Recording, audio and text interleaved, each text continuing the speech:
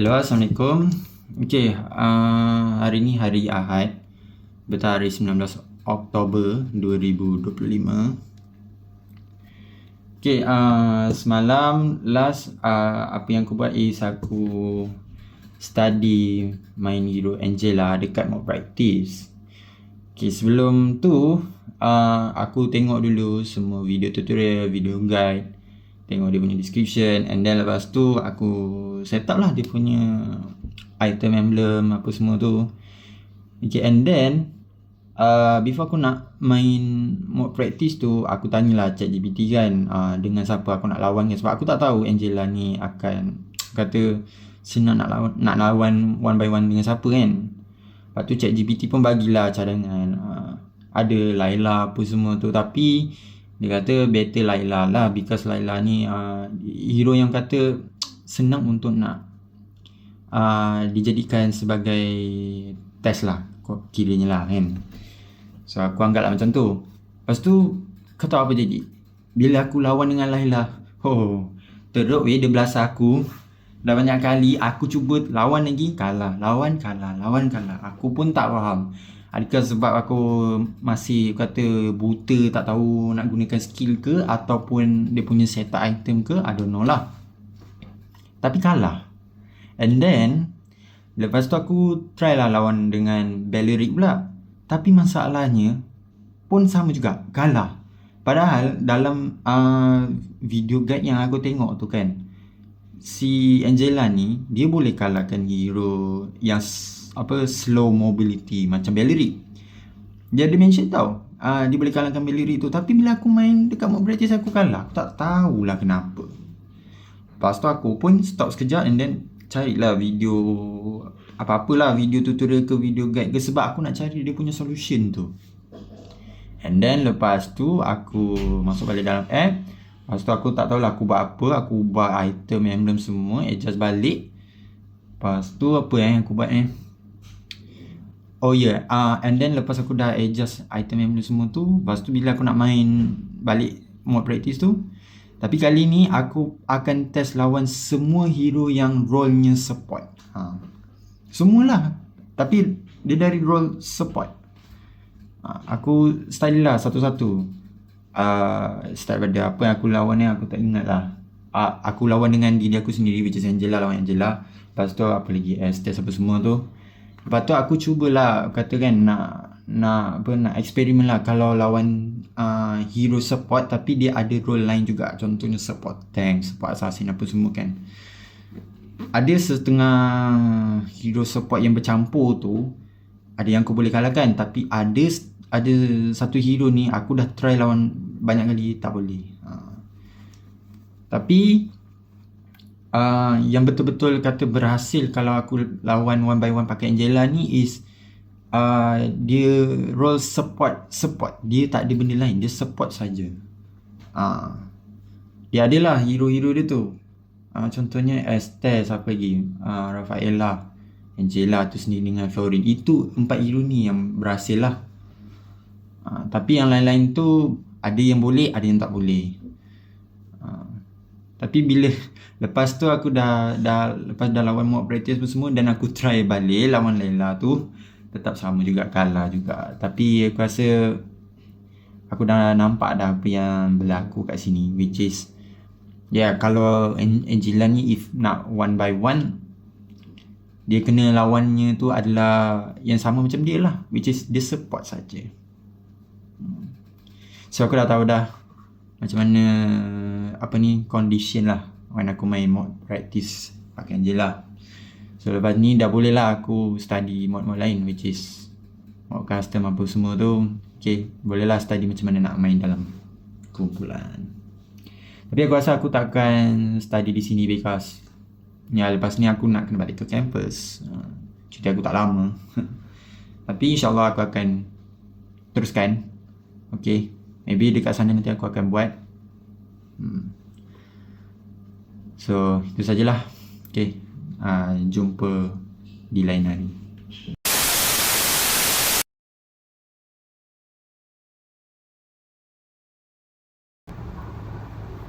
Hari tu dah sampai mana aku?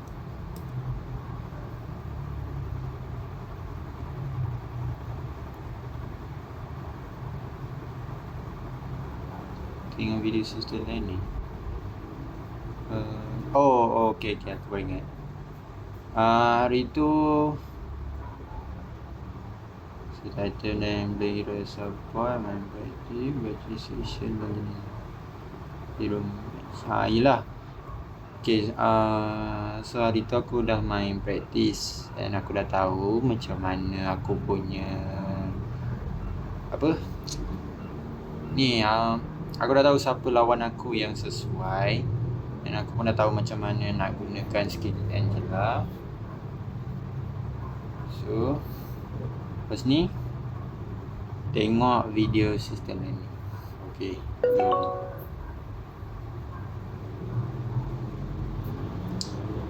Kacau lah.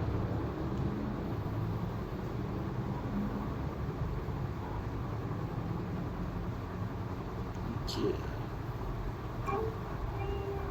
Sebelum kita mulai videonya, gue mau disclaimer dulu nih. Video ini gue bikin untuk teman-teman yang baru belajar Mobile Legends dan masih suka bingung sama game ini, diambang-ambang keputusasaan dan hampir-hampir mau uninstall game ini karena nggak paham ya gimana sih di game mainnya. Jadi buat yang udah ngerti sama pembahasan kali ini, boleh sama-sama awasin penjelasan gue. Kalau ada yang keliru boleh ditambahin di kolom komentar juga. Dan penjelasan kali ini kita nggak bikin terlalu detail ya. Jadi buat kalian yang baru main gak akan berasa game ini jadi terlalu ribet banget guys. Ya, setelah gue bahas basic dari cara main game Mobile Legends di video yang ini, hari ini gue bakalan bahas hal yang kalau gue lihat kayaknya perlu juga nih buat dibahas. Buat kalian-kalian yang baru main game Mobile Legends, pernah nggak pas pencet maps sebelum start tuh pilih-pilih map yang mau dipakai, terus kalian nggak sengaja lihat tombol di sini terus iseng dipencet aja kan? Nah, pas dipencet, wih, di sini ada map dari Mobile Legends yang lebih HD dari yang ini pastinya. Nah, di sini ada tulisan laning. Terus di bawah sini ada gold lane, mid lane, roam, jungle, sama XP lane. Nah, hari ini mereka ini nih yang bakalan kita bahas. Seperti yang kalian tahu, Mobile Legends itu pertandingan 5 lawan 5 yang mungkin buat yang baru main, ya udah, main mah main aja. Pilih aja hero apapun yang kita suka, terus ya udah jalan aja kemanapun yang kita mau kan. Padahal pada kenyataannya game MOBA yang satu ini tuh tidak sesimpel itu guys. 5 player dalam tiap tim itu dibagi jadi 5 posisi yang berbeda berdasarkan sistem laning yang kita lihat di awal tadi, dengan tugas yang berbeda-beda pula. Biar lebih gampang, gini nih. Ini map Land of Dawn yang kalian isi waktu pertandingan dimulai ya. By the way, yang nggak tahu, Land of Dawn itu tuh sebutan umum buat universe Mobile Legends secara keseluruhan. Nah, dalam map ini akan kebagi 3 jalur utama yang ada di jalan besar ini, dan kita sebut itu land.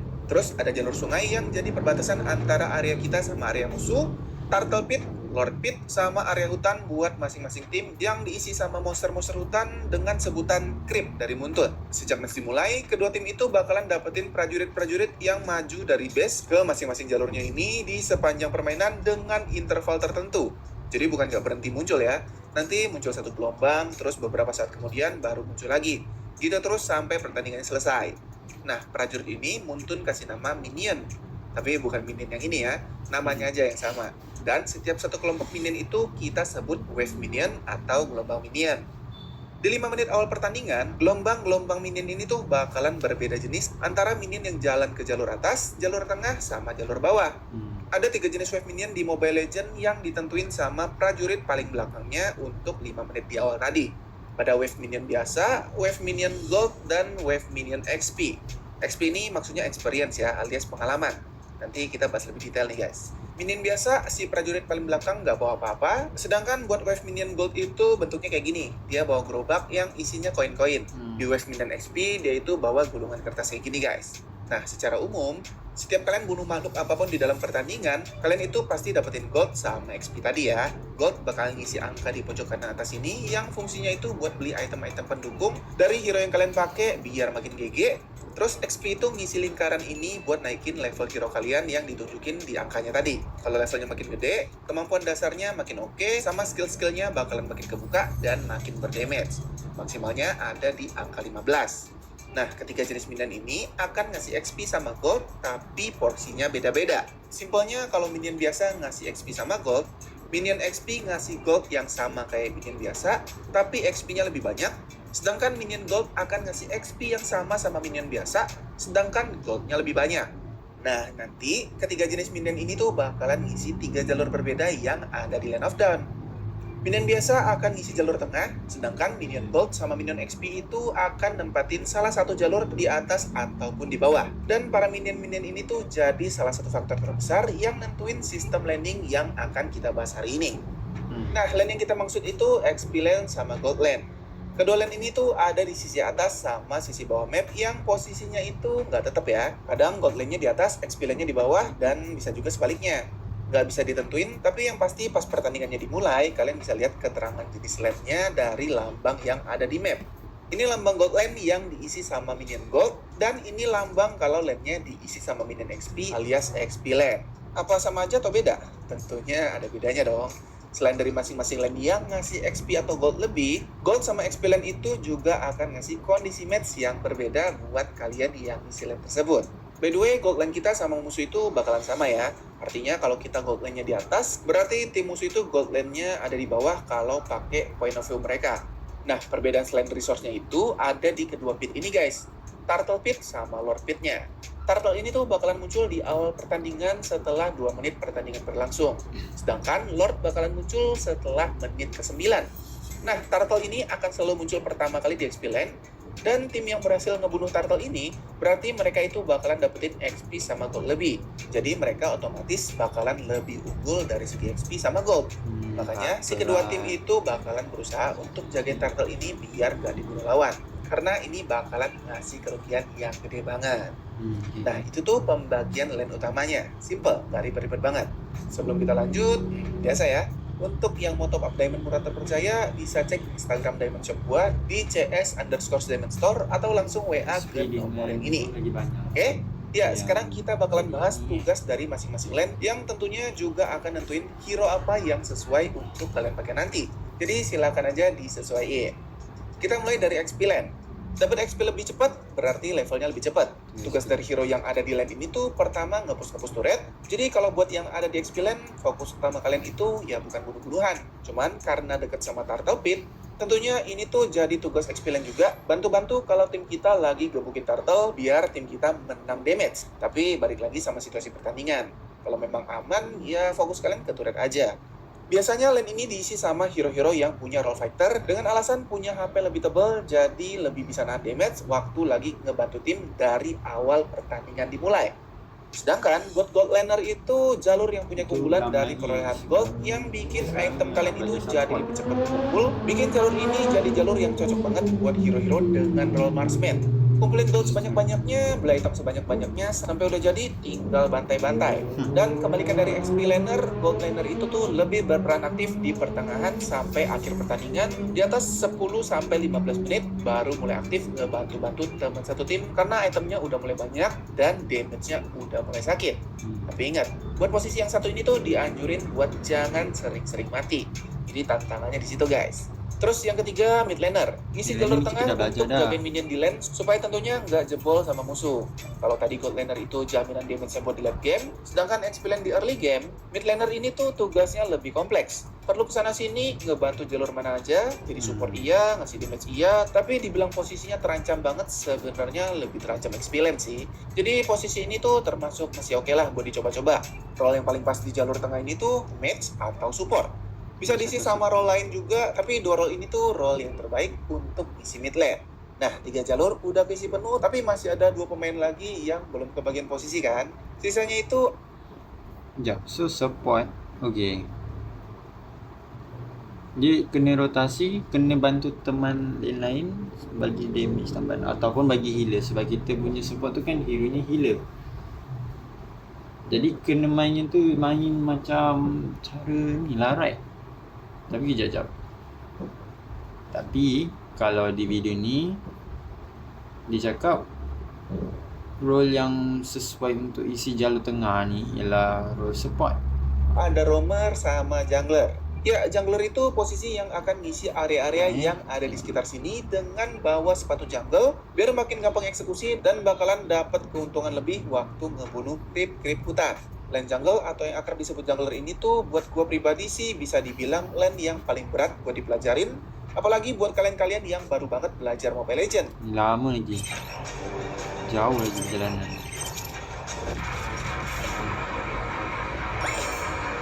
Karena role yang paling pas untuk isi posisi ini tuh assassin.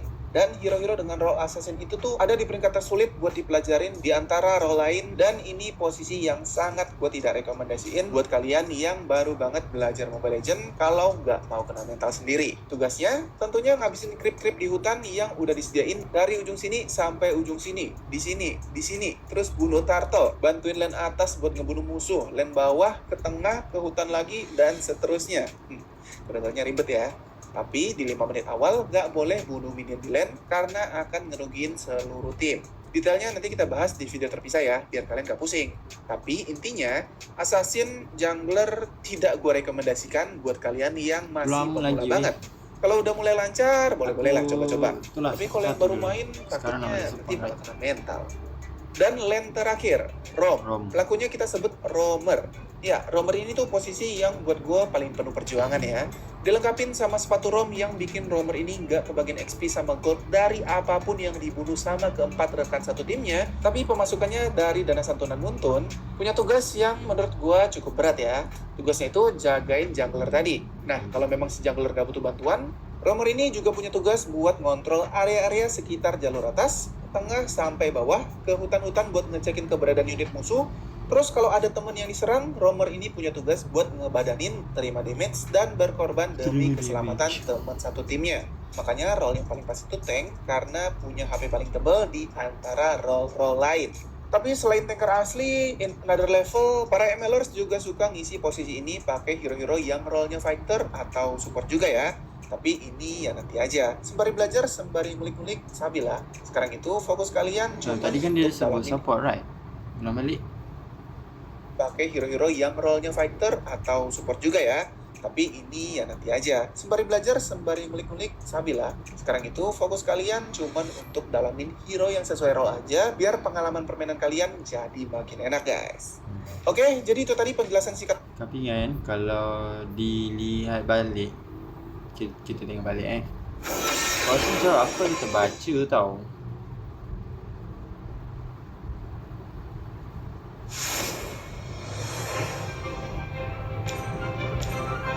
Hey Lala, it's good to see you back.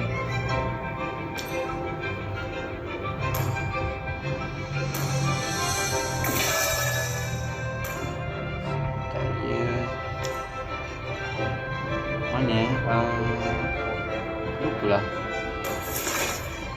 Ini kah?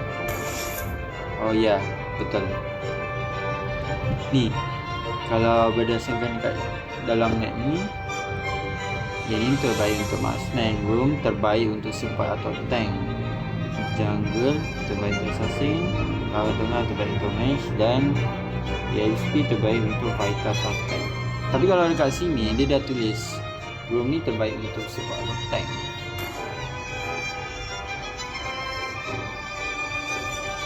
Support dan tank tak perlu bergantung pada perlengkapan.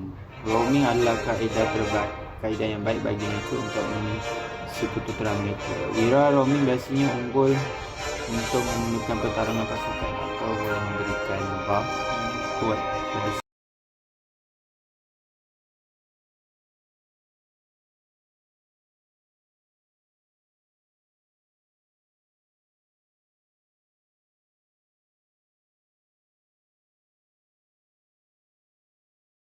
roaming biasanya unggul untuk menemukan pertarungan pasukan atau boleh memberikan buff yang kuat pada pasukan. Kaedah yang terbaik untuk memutuskan anda menuju ke mana adalah dengan menemukan shield yang mereka dan melihat masa yang sesuai untuk menyerang. Ianya digalakkan untuk membeli perlengkapan dan mengikuti rakas pasukan di awal permainan supaya mereka boleh mengambil hasil yang anda perlukan ini sementara anda mendapat. Tapi kalau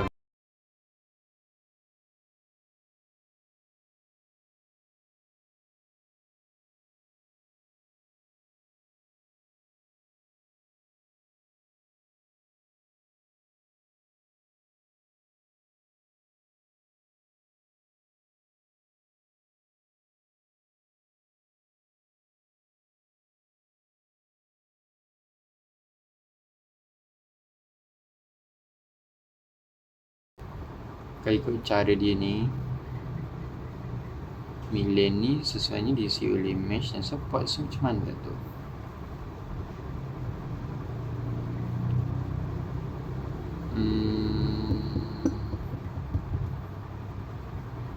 Dia ini daripada dia, tak daripada lain. Tapi tak apa. Sebabnya memang dia kata tak perlu bergantung pada kampanye, melindungi sangat keras. Ini biasanya untuk menekan tekanan atau boleh memberikan buff yang kuat pada stok.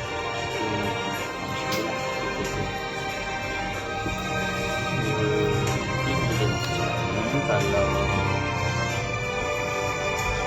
kita letak position kita dekat roaming, tak kesan kita boleh letak tengah.